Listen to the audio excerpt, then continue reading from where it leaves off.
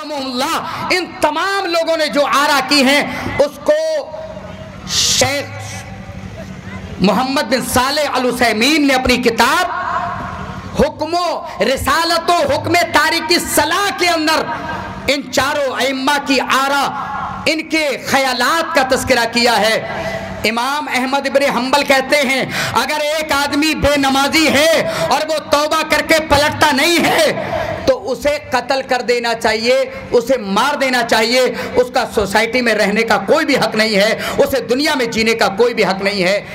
امام مالک اور امام شافعی رحمہم اللہ یہ دونوں کیا کہتے ہیں؟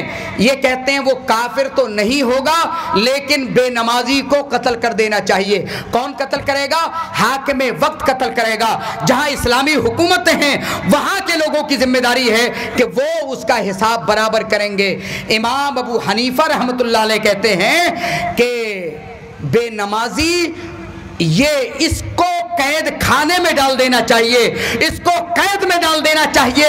اگر یہ تائب ہو جائے، اگر یہ توبہ کر کے پلٹ آئے تو ٹھیک ہے، ورنہ قید میں چھوڑ دینا چاہیے یہاں تک کہ یہ آخری سانسیں لیتے لیتے ختم ہو جائے، مر جائے، وہیں اس کا سہا ہو جائے، وہیں اس کا خاتمہ ہو جائے۔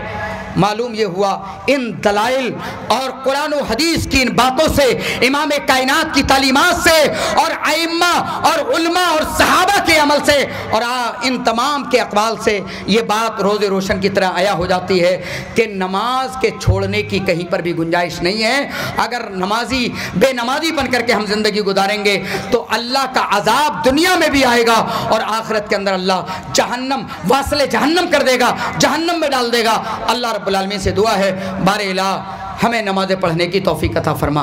الہ العالمین جو نمازیں پڑھتے ہیں ان کی نمازوں کو قبول فرما۔